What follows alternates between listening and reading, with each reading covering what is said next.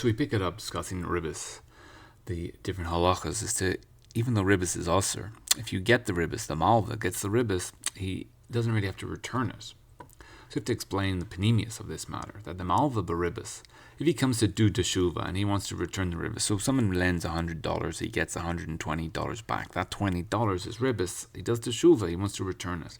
Ein mekablim mimenu, we don't take it from him, even though that we don't return it from him, he still has the chiyuv to return it, to go yitzei shemayim.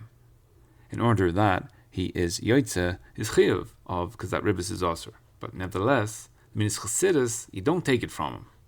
So how does all this make sense? Because Chazal says the Torah is chasam amar chashal Yisrael. It says a klal in Torah that the Torah won't give you mitzvahs just to destroy your money. So why is this? Because the Pesach Din is that everything you do is for L'Shem Shemaim, and in all your ways you know Hashem, and therefore it naturally comes out that any money which you have, then you have to do the Pesach Din with all your money. So in all the ways you know God, even your money is included with that. And in the halachas of the Rambam, you shouldn't have in your mind that you should be just gathering money for the sake of it, rather use the money to do avodas Hashem. So for the Torah's Chassidus, that the money of Yisrael, there is the Netzusus Kedushim, that is shaykh to the shorish of your neshama. So it's saying that every asset in which you have, whether you have more, whether you have less, it's all to do with your neshama and what your neshama has to do in the world. And therefore the Kedusha and the revelation of God in the world is to do with the money that you have, the asset you have. And therefore, since that the nature, God put into nature of the world in this manner, that a man is able to rent out his money and he can make money from his money by lending with Ribis. So if I have $1 million and I can rent that out and I can make money from it, that's the way of the world. And more than this, that $100 today is worth less than $100 in a year's time. So therefore, if I give you $100 now, it makes sense. It's seichel that you should pay me back more money. So the seichel is telling us, it's understood that also the Netzusus and the Ribis, they have a shaykh to the shurish of your neshama. So it's saying that it's so seicheldik, that if I have $100 today, therefore that it's $110 in a year's time that is shaykh to my neshama. Just like $100 today shaykh to my neshama, the seichel is telling me that profit I can make from it is shaykh to my neshama as well. And it's not that the problem with Ribis is that Jews don't charge money for their renting out of money, or that it's a way of life for the Jews not to do it, and the financial structure is all anti-Jewish. That's not what we're saying at all. We're saying after that the Torah asr the Ribis, then it's not given to bira the netzutzas elu, and therefore the avoda is the way of dichia, the way of not getting involved. So just like you don't wear techela tzitzis is the mitzvah, and just like not eating pig is the mitzvah. So how do you do birur of the pig is by not eating it, not by eating it. So that the Ribis is, it's not that the pig doesn't have a place in the world, or that the Ribis, it makes sense that the financial markets, you should be making Ribis out of it. But the Netzutzis Kedusha that's in the Ribis, that is also for you to make a birur on. And since you can't make a birur on, it's not there for you to do birur on.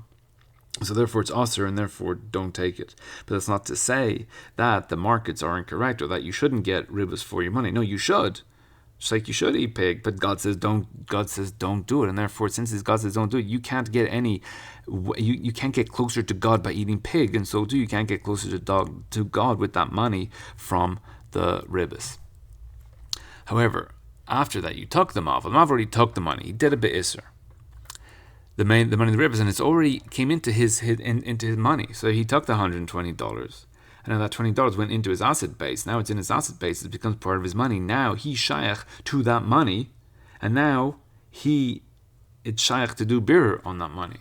Ein alav chiyav, he doesn't have to return it. Mitzad din mammon shelasma, the din money itself. The money itself, no, it's really shaykh to him. Ein achinami, there's an isser of the birur of the money, and he can't do birur of the money. That's all before he takes the Ribis, because it's also for him to do it. But once he makabels it be'isr, and then he does teshuva, so now the money is actually shaykh for him to do birur on. So even so, it's asr. So even though he did the Isser, and he's chayav to return the Ribis, because it's also to take the Ribis, any way that there's a different way that it's possible that he doesn't have to return it.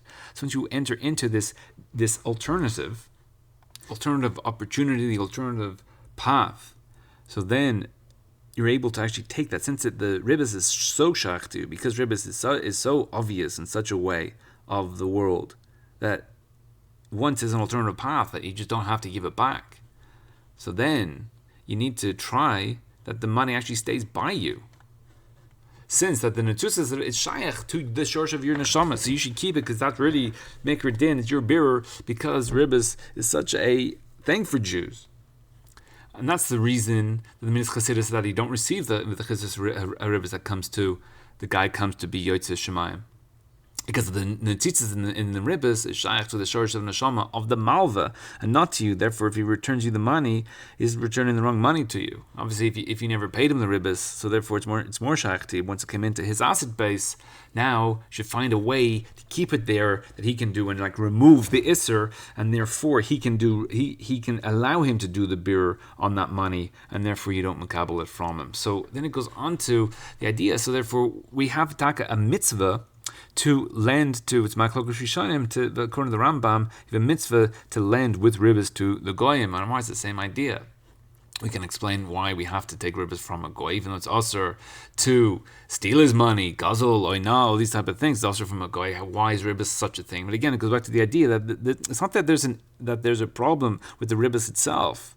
It's that there's an isser in the Ribis. The Ribis is the way of the world, and Ribis is a good thing, and so shaykh to you. So it's not gezel. You're not stealing from the goy, because it's not like, well, Jews don't hold of time value of money, or Jews don't hold of the idea of interest. That's not it. Because the netzusis in the money that the goy has, that's shaykh to the malva, and therefore it's on the Jew to bear the nitzus from the reshutz of the klipa. So the goy has the money. So you got to take the money out of the goy. You got to take his money and then do bir on it. Obviously, you have to do it in a mutter way. The Ribis is an obviously mutter way. Also, that they said the mitzvah that you have to give to a nachri, the mitzvah of Ribis, the mitzvah to lend the nachri in order that you take from him the Ribis, because then that the nachri has to give. The nachri is poor. You can't just lend with Ribis to any goy. The goy needs to be in a state of need where you can actually provide for him. So the fact that the nachri needs the Jew to lend in the money, it proves from that the kedusha that's in the goy's money is shaykh to the Jew, and therefore you have a mitzvah to lend him the money in order to take from him that Ribis, because it's showing him that is the Ribis that's the money you need to do the bir with, and obviously the money you get from that.